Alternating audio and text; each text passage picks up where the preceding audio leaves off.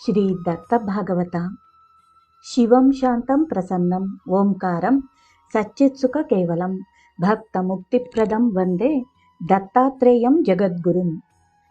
ಭಾಗ 4. ಉತ್ತರಕಾಂಡ. ದ್ವಿತೀಯ ಸ್ಕಂದ. ಶ್ರೀ ನರಸಿಂಹ ಸರಸ್ವತಿ ಅವತಾರ. ಅಧ್ಯಾಯ 8. ಗುರುಗಳ ಗಾಣಗಾಪುರದ ಪ್ರಸಂಗಗಳು 2. ಮದೋನ್ಮತ್ತ ಬ್ರಾಹ್ಮಣರು ಗುರುಗಳ ಎದುರಿಗೆ ವೇದಜ್ಞರೆಂದು ಜಂಬದಿಂದ ಮೆರೆದದ್ದು ಹಾಗೂ ಅವರುಗಳು ಗುರುಗಳ ಕೋಪಕ್ಕೆ ಗುರಿಯಾದದ್ದು. ಹಿಂದಕ್ಕೆ ಬಿದುರಾನಗರದಲ್ಲಿ ಅತಿ ಕ್ರೂರಿಯೂ ಬ್ರಹ್ಮದ್ವೇಷಿಯೂ ಜೀವಹಿಂಸಕನೂ ಆದಂತಹ ಓರ್ವ ಯವನರಾಜನು ಬ್ರಾಹ್ಮಣರನ್ನು ಕುರಿತು ಅವನ ಮುಂದೆ ವೇದಗಳನ್ನೆಲ್ಲ ಹೇಳಿರೆಂದು ವಾದಿಸುತ್ತಿದ್ದನು. ಅಷ್ಟೇ ಅಲ್ಲದೆ ಸರ್ವರಲ್ಲಿಯೂ ಮಾನ್ಯವಂತನಾಗಿ ವೇದಾರ್ಥಗಳನ್ನು ಹೇಳುವ ಬ್ರಾಹ್ಮಣರನ್ನು ತಾನು ಪೂಜಿಸಿ ವಿಶೇಷ ದಕ್ಷಿಣೆ ಕೊಡುವುದಾಗಿಯೂ ಹೇಳುತ್ತಿದ್ದನು. ಅವನ ಈ ಆಹ್ವಾನವನ್ನು ಜ್ಞಾನಿ ಜನರು ತಿರಸ್ಕರಿಸುತ್ತಿದ್ದರು. ವೇದವು ತಮಗೆ ಗೊತ್ತಿಲ್ಲವೆನ್ನುತ್ತಿದ್ದರು. ಆದರೆ ಮತಿಹೀನ ಅಜ್ಞಾನಿ ಬ್ರಾಹ್ಮಣರು ದಕ್ಷಿಣೆಯ ಆಸೆಗಾಗಿ ಅವನ ಹಿಂದೆ ಹೋಗಿ ಒಳ್ಳೆಯ ಸಂಭ್ರಮದಿಂದ ವೇದಶಾಸ್ತ್ರಗಳನ್ನು ಹೇಳುತ್ತಿದ್ದರು. ರಾಜನು ಆ ಬ್ರಾಹ್ಮಣರಿಗೆ ದಕ್ಷಿಣೆಯನ್ನೂ ಕೊಡುತ್ತಿದ್ದನು. ಈ ಸುದ್ದಿಯು ಪರ ಊರುಗಳಿಗೆ ಹರಡಿತು.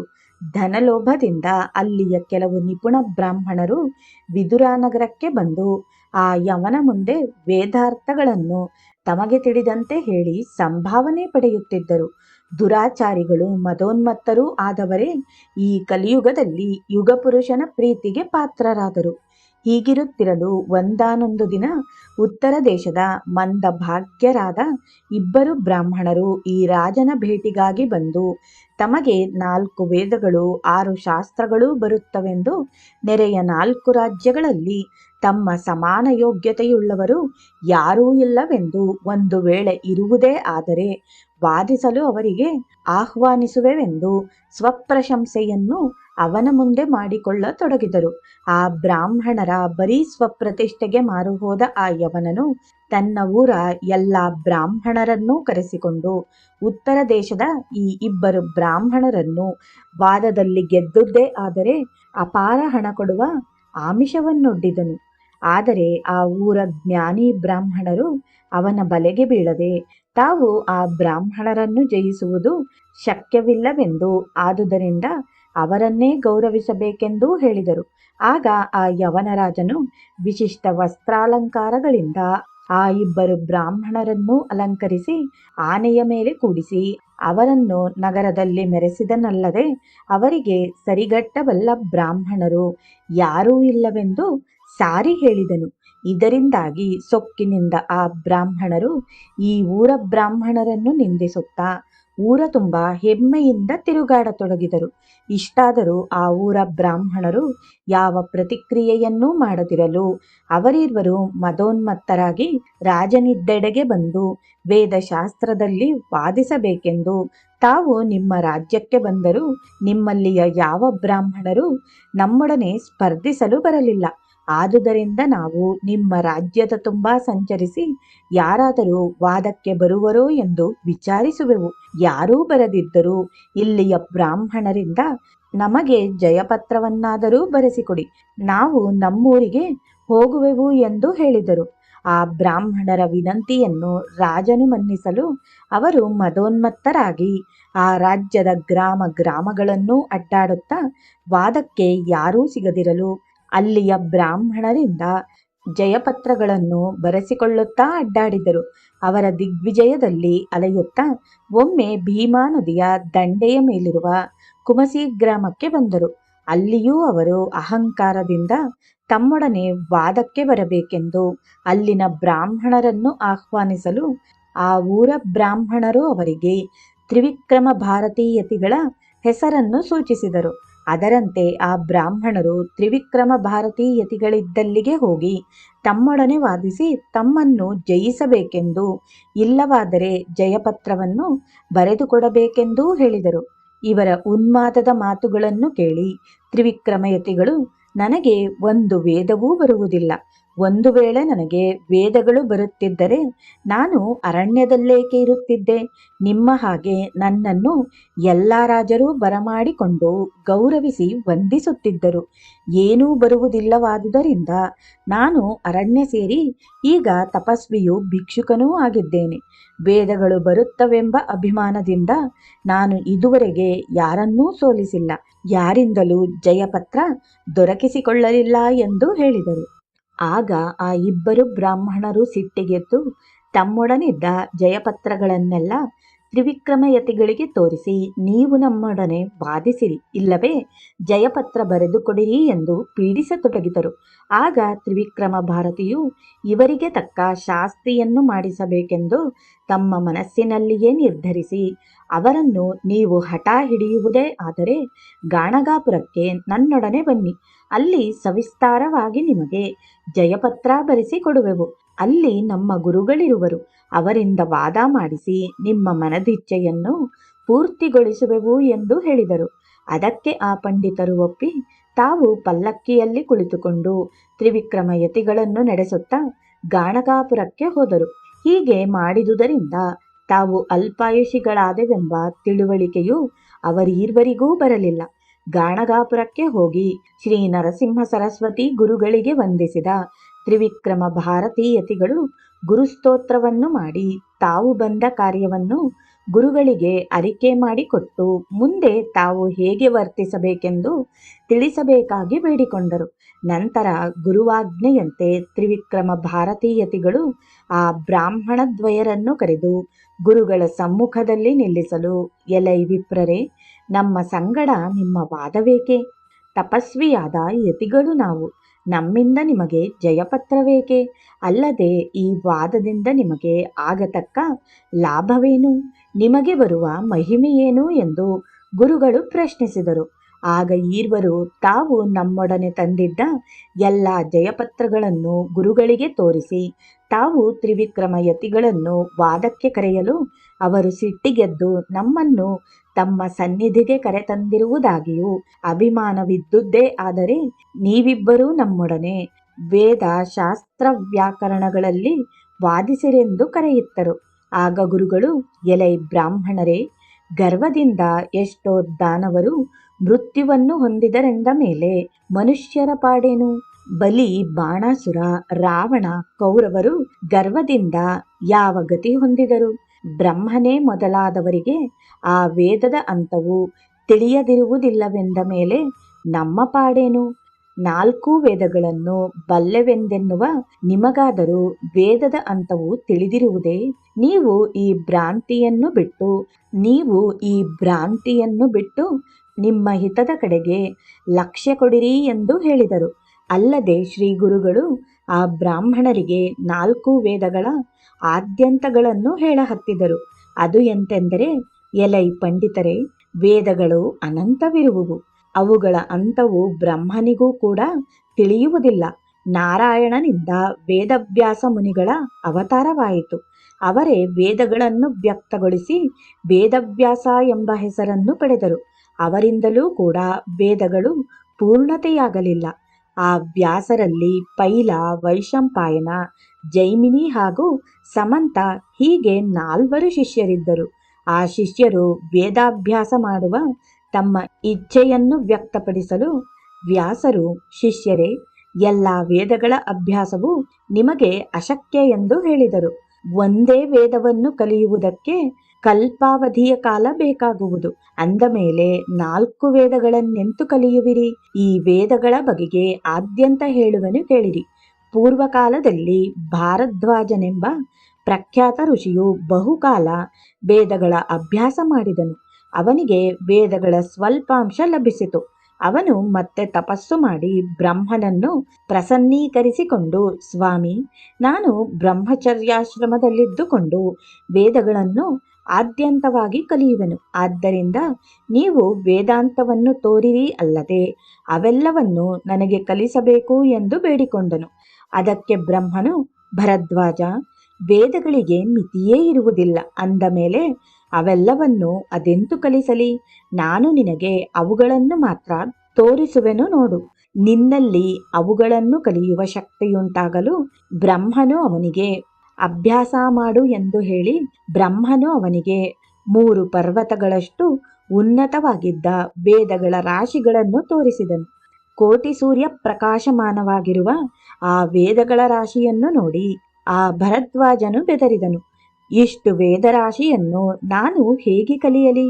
3 ಕಲ್ಪಗಳವರೆಗೂ 4 ಆಶ್ರಮ ಆಚರಿಸಿ ಕಲಿತರೂ ಸಾಧ್ಯವಿಲ್ಲ ಎಂದು ನುಡಿದು ಬ್ರಹ್ಮನಿಗೆ ನಮಸ್ಕರಿಸಿದನು. ಮತ್ತು ಅವನು, ದೇವ, ಇಷ್ಟೆಲ್ಲ ಕಲಿಯಲು ಸಾಧ್ಯವಿಲ್ಲ. ಆದ್ದರಿಂದ ನಿನ್ನ ಮನಸ್ಸಿಗೆ ತಿಳಿದಷ್ಟನ್ನು ಕೊಡಬೇಕು ಎಂದೆನ್ನಲು ಬ್ರಹ್ಮನು ಆ ವೇದರಾಶಿಗಳಲ್ಲಿ 3 ಮುಷ್ಟಿ ವೇದಗಳನ್ನು ಮಾತ್ರ ಭರದ್ವಾಜರಿಗೆ ಕೊಡುವನು.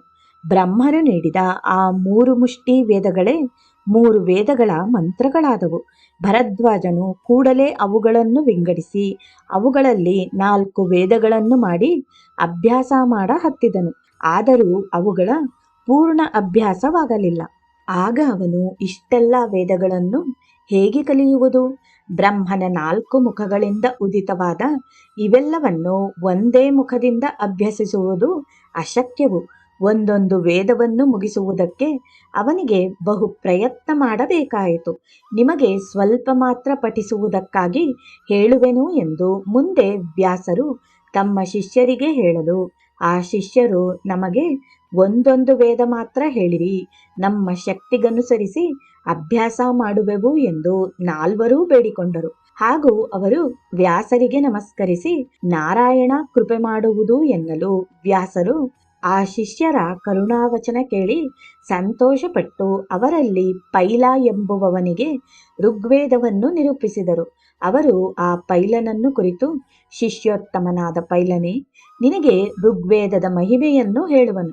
ಧರ್ಮ ಕರ್ಮ ಧ್ಯಾನಪೂರ್ವಕ ಪಠಣ ಮಾಡು ಎನ್ನಲು ಪೈಲನು, ಗುರುಗಳೇ, ಆ ವೇದದ ಧ್ಯಾನಪೂರ್ವಕ ಲಕ್ಷಣವನ್ನು ಭೇದಗಳನ್ನು ವಿಸ್ತರಿಸಿ ಹೇಳುವುದಾಗಬೇಕು.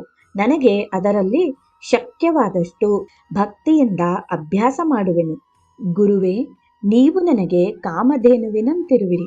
ಗುರುಮೂರ್ತಿಯೇ, ಕೃಪೆ ಮಾಡಿರಿ ಎಂದು ಕೈಮುಗಿದನು. ಆಗ ವ್ಯಾಸರು ಪೈಲನನ್ನು ಕುರಿತು, ಶಿಷ್ಯನೇ, ಋಗ್ವೇದ ಧ್ಯಾನ ಶ್ರವಣ ಮಾಡು. ಆ ವೇದದ ವರ್ಣರೂಪ ವ್ಯಕ್ತಿಯ ಭೇದ ಭಾವ ಹೇಗಿರುವುವೆಂಬುದನ್ನು ಹೇಳುವೆನು ಎಂತೆಂದರೆ, ಋಗ್ವೇದಕ್ಕೆ ಆಯುರ್ವೇದವು ಪ್ರಸಿದ್ಧವಾದ ವೇದವಾಗಿರುವುದು. ಈ ವೇದಕ್ಕೆ ಅತ್ರಿಗೋತ್ರವಿದ್ದು ದೇವತೆಯು ಶುದ್ಧ ಬ್ರಹ್ಮವಾಗಿರುವುದು. ಈ ವೇದದ ಛಂದಸ್ಸು ಗಾಯತ್ರಿ ವರ್ಣವು, ರಕ್ತವರ್ಣವು, ಪದ್ಮಪತ್ರ ಸದ್ವಸ ನೇತ್ರಗಳು, ವಿಸ್ತೀರ್ಣ ಗ್ರೀವವುಳ್ಳ ಕಂದುಕಂಠವು, ಸ್ಮರ್ಶು ಪ್ರಮಾಣದ ಕುಂಚಕೇಶಗಳು, ದೀರ್ಘವಾದ ದ್ವಿರತ್ನಗಳು.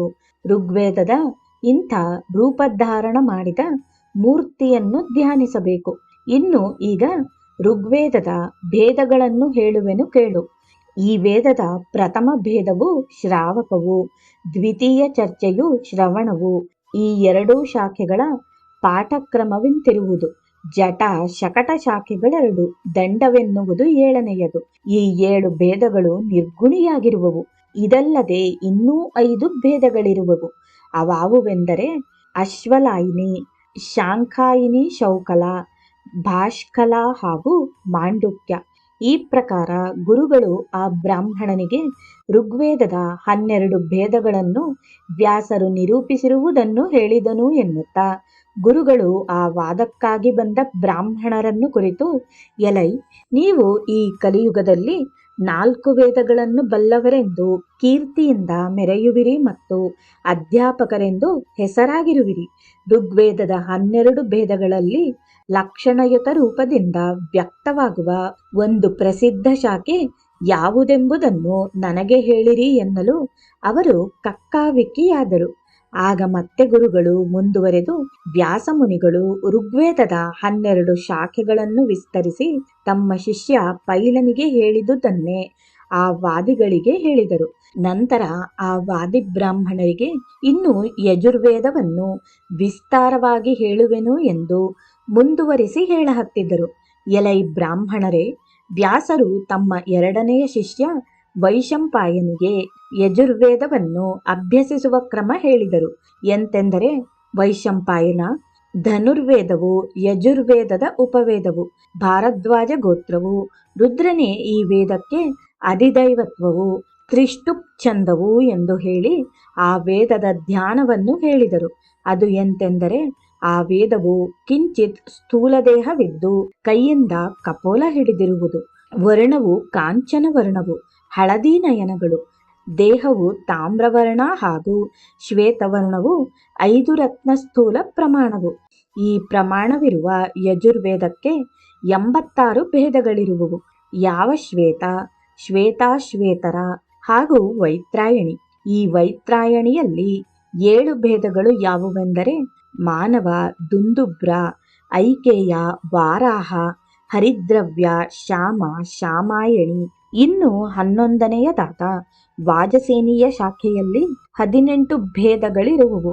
ಅವು ಯಾವುವೆಂದರೆ ವಾಜಸೇನೀಯ ಜಾಬಾಲಿಕ, ಚಾಧೇಯ, ಕಣ್ವ, ಮಧ್ಯಾಂದಿಂದ, ಶಾಖೇಯ, ತಾಪನೀಯ, ಕಪಾಲ, ಪೌಂಡ್ರವತ್ಸ, ಇವಟಕ. ಇನ್ನು 12ನೆಯದು ಪಾರಾಶವು, 13ನೆಯದು ವರ್ಧೇಯ, 14ನೆಯದು ವೈನತೇಯವು, 15 ಔಖ್ಯ, 16 ಗಾಲವ, 17 ವ್ಯರ್ಯಜ, 18 ವೈಜ. ಇನ್ನು ತೈತ್ತರೀಯ ಶಾಖೆಯಲ್ಲಿ 2 ಭೇದಗಳಿವೆ. ಇವೇ ಔಖ್ಯ ಹಾಗೂ ಕಾಂಡಿ. ಇವುಗಳಲ್ಲಿ 5 ಭೇದಗಳು. ಇವೆಲ್ಲವನ್ನೂ ಅಭ್ಯಸಿಸುವುದಕ್ಕೆ ವ್ಯಾಸರು ವೈಶಂಪಾಯನಿಗೆ ಬೋಧಿಸಿದರು.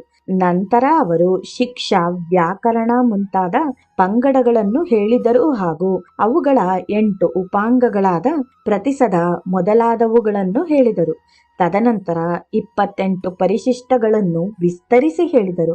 ಬ್ರಾಹ್ಮಣರೇ, ಮೊದಲು ವೇದರಾಶಿಗಳೆಷ್ಟೋ ಇದ್ದವು. ಇವೆಲ್ಲವನ್ನು ಅಭ್ಯಸಿಸುವುದಕ್ಕೆ ಅಶಕ್ಯವಾಯಿತು. ಆದುದರಿಂದ ಇಷ್ಟನ್ನೇ ವಿಸ್ತರಿಸಿ ವ್ಯಾಸರು ಹೇಳಿದರು. ಈ ಪ್ರಕಾರ ವ್ಯಾಸರು ಹೇಳಿದುದನ್ನು ವೈಶಂಪಾಯನು ಗ್ರಹಿಸಿಕೊಂಡು ಯಜುರ್ವೇದದ ಮೂಲ ಶಾಖೆಗಳಾವುವೆಂಬುದನ್ನು ಕೇಳಿದನು. ಆಗ ವ್ಯಾಸರು ವೈಶಂಪಾಯನ ಯಂತ್ರ, ಬ್ರಾಹ್ಮಣ ಸಂಹಿತಾಗಳನ್ನು ಕೂಡಿಸಿ ಅಭ್ಯಸಿಸಲು ಅದೇ ಯಜುರ್ವೇದದ ಮೂಲವಾಗುವುದೆಂದು ಹೇಳಿದರು.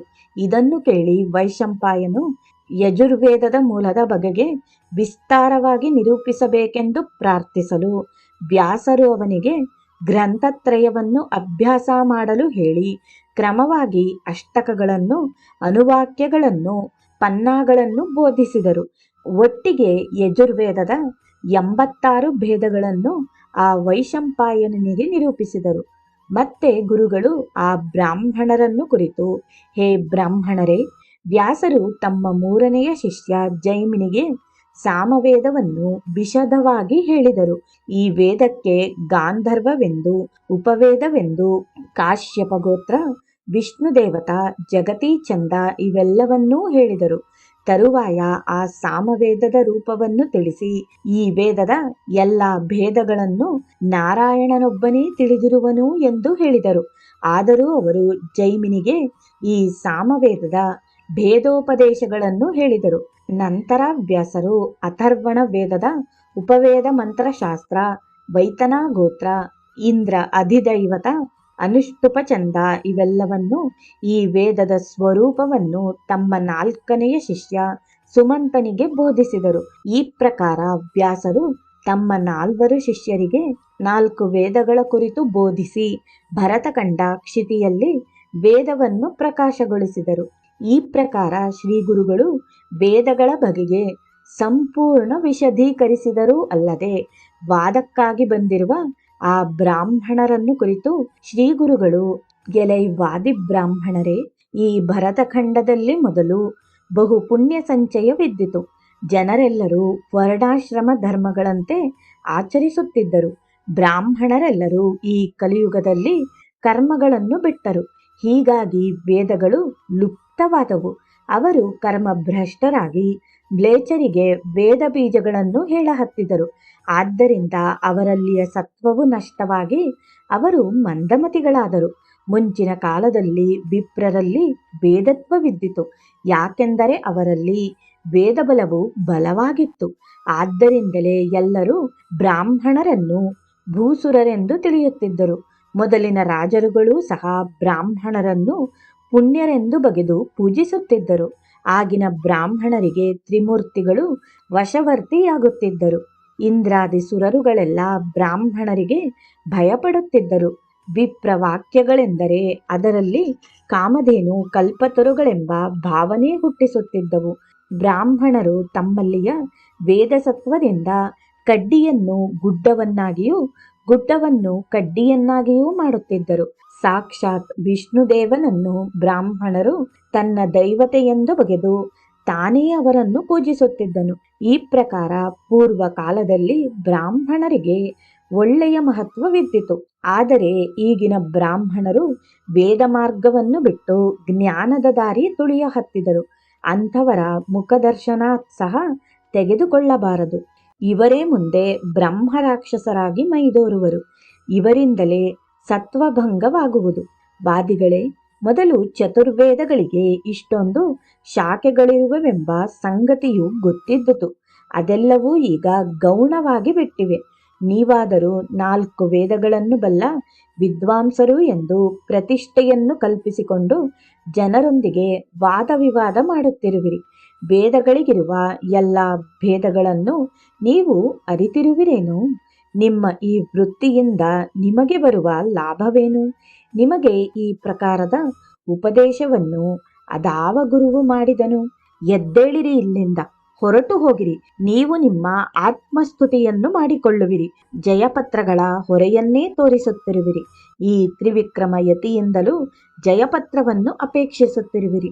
ನಮ್ಮ ಹೇಳಿಕೆಯನ್ನು ಕೇಳಿ ನೀವು ಇಲ್ಲಿಂದ ಹಿಂತಿರುಗಿ ಹೋಗುವಿರಿ. ಗರ್ವದಿಂದ ಭ್ರಮಿಸುವುದು ನಿರರ್ಥಕವು. ವ್ಯರ್ಥವಾಗಿ ನೀವು ನಿಮ್ಮ ಪ್ರಾಣಕ್ಕೆ ಎರವಾಗಬೇಡಿರಿ ಎಂದು ಗಡುಸಾಗಿಯೇ ನುಡಿದರು. ಈ ಪ್ರಕಾರ ಶ್ರೀ ಗುರುಗಳು ವಾದಕ್ಕಾಗಿ ಬಂದ ಆ ಬ್ರಾಹ್ಮಣರಿಗೆ ಸ್ಪಷ್ಟವಾಗಿ ಹಿತಬೋಧೆಯನ್ನು ಮಾಡಿದರು. ಆದರೆ ಮರಣ ಸಮೀಪಿಸಿದ ರೋಗಿಗೆ ಔಷಧ ಪಥ್ಯಗಳು ಸೇರದಂತೆ ಆ ಬ್ರಾಹ್ಮಣದ್ವಯರ ಸ್ಥಿತಿಯಾಯಿತು. ಅವರು ತಮ್ಮ ತಾಮಸ ವೃತ್ತಿಗನುಸರಿಸಿ ಗುರುಗಳಿಂದ ಬೋಧಿತ ಹಿತವಾಕ್ಯಗಳನ್ನು ಅಲ್ಲಗಳೆದು, ಯತಿಗಳೇ, ರಾಜ್ಯದಲ್ಲೆಲ್ಲ ಸುತ್ತಾಡಿ ನಾವು ಕೇವಲ ವಾದ ವಿವಾದ ಮಾಡುವ ಉದ್ದೇಶದಿಂದಲೇ ಈ ತ್ರಿವಿಕ್ರಮ ಪಂಡಿತನಲ್ಲಿ ಬಂದೆವು. ವಾದ ಭಿಕ್ಷೆ ಬೇಡಿದೆವು. ತ್ರಿವೇದಿ ಎಂದು ಈ ನಾಡಿನಲ್ಲಿ ಖ್ಯಾತಿ ಹೊಂದಿದ ಈ ಯತಿಯು ನಮ್ಮ ವಾದ ಮಾಡುವ ಇಚ್ಛೆಯನ್ನು ಪೂರ್ಣ ಮಾಡಲಿಲ್ಲ. ಹೀಗೆ ನಿಮ್ಮ ಬಳಿಗೆ ಕರೆತಂದನು. ನೀವು ಈ ಯತಿಗೆ ಗುರುವಾಗಿರುವಿರಿ. ಗುರು ಶಿಷ್ಯ ನಿಮ್ಮಿಬ್ಬರಲ್ಲಿ ಯಾರೇ ಆಗಲಿ ನಮಗೆ ವಾದ ಭಿಕ್ಷೆ ಸಲ್ಲಿಸಬೇಕಾಗಿತ್ತು. ಅದನ್ನು ಬೇರಿರಿಸಿ ನೀವು ನಮಗೆ ಇಲ್ಲಿಂದ ಹೊರಟು ಹೋಗಲು ಹೇಳುವಿರಿ. ನಾವು ಇಲ್ಲಿಗೆ ಅನಧಿಕೃತವಾಗಿ ಬಂದಿರುವುದಿಲ್ಲ. ಬೀದರದ ರಾಜನಿಂದ ಈ ಆಜ್ಞಾಪತ್ರದೊಂದಿಗೆ ಬಂದಿರುವೆವು. ಆದ್ದರಿಂದ ನೀವು ನಮ್ಮೊಡನೆ ವಾದ ಮಾಡಿರಿ. ಪೂರ್ವ ಪಕ್ಷ ಮಂಡಿಸಿರಿ ಅಥವಾ ನಮ್ಮ ಮಂಡನೆಯನ್ನು ಖಂಡಿಸಿರಿ. ನೀವು ಒಂದು ವೇಳೆ ನಮ್ಮೊಡನೆ ವಾದ ಪ್ರಸಂಗ ಮಾಡದಿದ್ದರೆ ನಮಗೆ ನೀವು ಪೂರ್ಣ ಸೋತಂತೆಯೇ ಆಗುವುದು. ಆಮೇಲೆ ನೀವು ನಮಗೆ ಜಯಪತ್ರ ಬರೆದುಕೊಡದೆ ಗತ್ಯಂತರವಿಲ್ಲದಾಗುವುದು. ನಿಮ್ಮ ಜಯಪತ್ರದ ಜೊತೆಗೆ ಈ ತ್ರಿವಿಕ್ರಮಯತಿಯ ಜಯಪತ್ರವೂ ನಮಗೆ ಬರಬೇಕಾಗುವುದು ಎಂದು ಆ ಬ್ರಾಹ್ಮಣದ್ವಯರು ನಿಸ್ಸೀಮದೋನ್ಮತ್ತತೆಯಿಂದ ಮಾತನಾಡಿದರು. ಶ್ರೋತೃಗಳೇ, ಇದರ ಮುಂದಿನ ಕಥೆಯು ರೋಚಕವಾಗಿದೆ. ಅದು ಎಂತಿರುವುದೆಂದರೆ, ಹೀಗೆ ಮದೋನ್ಮತ್ತರಾದ ಆ ಬ್ರಾಹ್ಮಣದ್ವಯರು, ನೀವು ನಮ್ಮೊಡನೆ ವಾದಿಸಿರಿ, ಇಲ್ಲದಿದ್ದರೆ ನೀವು ನಮಗೆ ಜಯಪತ್ರಗಳನ್ನು ಕೊಡಿರಿ ಎಂದು ಗರ್ವದಿಂದ ಶ್ರೀ ಗುರುಗಳಿಗೆ ನುಡಿಯಲು ಗುರುಗಳು ಸಿಟ್ಟಿಗೆದ್ದರು. ಹಾವಿನ ಬಿಲದಲ್ಲಿ ಹೊಕ್ಕ ಇಲಿಯಂತೆ, ಪತಂಗವು ದೀಪಕ್ಕೆ ಬಿದ್ದು ಸಾಯುವಂತೆ ತಮ್ಮ ಪರಿಸ್ಥಿತಿಯಾಗಿದೆ ಎಂಬುದರ ಅರಿವು ಆ ಮದಾಂಧರಾದ ಬ್ರಾಹ್ಮಣರಿಗೆ ಆಗಲಿಲ್ಲ. ಅಲ್ಲಿ ಹೀಗೆಯೇ ವಾಗ್ವಾದ ನಡೆದಿರುವಾಗ ದೂರದಲ್ಲಿ ಒಬ್ಬ ಮನುಷ್ಯನು ಹೋಗುತ್ತಿದ್ದನು. ಗುರುಗಳು ಆ ವ್ಯಕ್ತಿಯನ್ನು ತಾವಿದ್ದಲ್ಲಿಗೆ ಓರ್ವ ಶಿಷ್ಯನಿಂದ ಕರೆಯಿಸಿದರು. ಅವನು ಬಂದೊಡನೆ ಅವನ ಜಾತಿ ಯಾವುದೆಂದು ವಿಚಾರಿಸಲು ಅವನು ತಾನು ಮಾತಂಗನೆಂದು ಹೇಳಿ ಗುರುಗಳಿಗೆ ಸಾಷ್ಟಾಂಗ ನಮಸ್ಕಾರ ಮಾಡಿದನು. ಗುರುಗಳು ಅವನನ್ನು ತಮ್ಮ ಕೃಪಾದೃಷ್ಟಿಯಿಂದ ನೋಡಿ ತಮ್ಮ ಶಿಷ್ಯನೋರ್ವನ ಕೈಯಲ್ಲಿ ತಮ್ಮ ಯೋಗದಂಡವನ್ನು ಕೊಟ್ಟು ಅದರಿಂದ ಭೂಮಿಯ ಮೇಲೆ 7 ಗೆರೆಗಳನ್ನು ಹಾಕಿಸಿ ಆ ಮಾತಂಗನಿಗೆ ಒಂದೊಂದೇ ಗೆರೆಯನ್ನು ದಾಟುತ್ತಾ ತನ್ನ ವೃತ್ತಾಂತವನ್ನು ಹೇಳಲು ಆಜ್ಞಾಪಿಸಿದರು. ಅದರಂತೆ ಆ ಪತಿತನು ಒಂದನೆಯ ಗೆರೆಯನ್ನು ದಾಟಲು ಅವನು ಮೊದಲಿಗಿಂತ ಹೆಚ್ಚಿಗೆ ಜ್ಞಾನವಂತನಾದನು. ಗುರುಗಳು ಆಗ ಅವನ ಕುಲವನ್ನು ವಿಚಾರಿಸಲು ಅವನು ತಾನು ಕಿರಾತ ಕುಲೋತ್ತಮನೆಂದು, ವನರಾಖ ಎಂಬುದು ತನ್ನ ಹೆಸರೆಂದೂ ಹೇಳಿದನು. ಆಮೇಲೆ ಅವನು ಎರಡನೆಯ ಗೆರೆಯನ್ನು ದಾಟಿ ನಿಲ್ಲಲು ಮೊದಲಿಗಿಂತಲೂ ಹೆಚ್ಚು ಜ್ಞಾನಿಯಾಗಿ ಅನೇಕ ವಾರ್ತೆಗಳನ್ನು ಹೇಳಿದನು. ಮೂರನೆಯ ಗೆರೆಯನ್ನು ದಾಟಿದ ಅವನು ಪೂರ್ವಜನ್ಮದ ಜ್ಞಾನ ಸ್ಮರಣ ಹೊಂದಿ ತಾನು ಗಂಗಾಪುತ್ರನೆಂದು, ಗಂಗಾ ತೀರದಲ್ಲಿ ವಾಸಿಸುವವನೆಂದೂ ಹೇಳಿದನು. ನಂತರ ನಾಲ್ಕನೆಯ ಗೆರೆಯನ್ನು ದಾಟಿ ಶೂದ್ರಪುತ್ರನೆಂದು, ತನ್ನ ಹೊಲಕ್ಕೆ ಹೊರಟಿರುವುದಾಗಿ ನೀವು ಕರೆದಿದ್ದರಿಂದ ಬಂದೆನೆಂದೂ ಹೇಳಿದನು. ನಂತರ ಐದನೆಯ ಗೆರೆಯನ್ನು ದಾಟಿದ ಆ ಪತಿತನು ತಾನು ವೈಶ್ಯನೆಂದು, ಸೋಮದತ್ತನೆಂಬುದು ತನ್ನ ಹೆಸರೆಂದೂ ಅರುಹಿದನು. ಆಮೇಲೆ ಆರನೆಯ ಗೆರೆಯನ್ನು ದಾಟಿ ಬಂದು ತನಗೆ ಗೋದಾವರಿ ಎಂದು ಪ್ರಖ್ಯಾತ ಹೆಸರಿರುವುದೆಂದು, ತಾನು ಕ್ಷತ್ರಿಯನೆಂದೂ ಹೇಳಿದನು. ಇಷ್ಟೆಲ್ಲ ಆದ ನಂತರ ಅವನು ಕೊನೆಯದಾಗಿ ಏಳನೆಯ ಗೆರೆಯನ್ನು ದಾಟಿ ತಾನು ಶ್ರೇಷ್ಠ ಜಾತಿಯ ಬ್ರಾಹ್ಮಣನಿದ್ದು ತನಗೆ ವೇದಶಾಸ್ತ್ರ ವ್ಯಾಕರಣಾದಿಗಳು ಬರುವುದೆಂದು, ತನ್ನ ಹೆಸರು ಅಧ್ಯಾಪಕನೆಂದೂ ಹೇಳಿದನು. ಆಗ ಶ್ರೀಗಳು ಅವನಿಗೆ ಸೊಕ್ಕಿದ ಈ ಇರುವರು ಬ್ರಾಹ್ಮಣರೊಡನೆ ವೇದದ ವಾದ ಮಾಡಲು ಆಜ್ಞಾಪಿಸಿ ವಿಭೂತಿಯನ್ನು ಮಂತ್ರಿಸಿ ಅವನ ಸರ್ವಾಂಗದ ಮೇಲೆ ಪ್ರೋಕ್ಷಿಸಿದರು. ಇಷ್ಟಾದದ್ದೇ ತಡ ಅವನು ಅತ್ಯಂತ ಜ್ಞಾನಿಯಾದನು. ವೇದಶಾಸ್ತ್ರಗಳನ್ನು ಸಾಂಗೋಪಾಂಗವಾಗಿ ಹೇಳತೊಡಗಿದನು.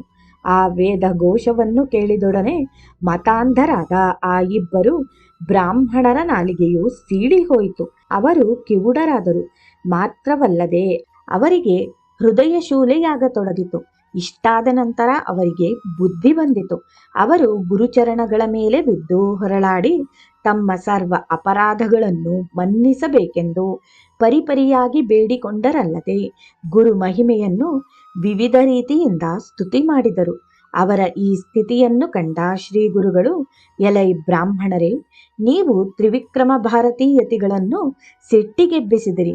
ಎಲ್ಲ ಬ್ರಾಹ್ಮಣರನ್ನೂ ನಿಂದಿಸಿ ಮಹಾದೋಷವನ್ನು ಪದರಿನಲ್ಲಿ ಕಟ್ಟಿಕೊಂಡಿರಿ.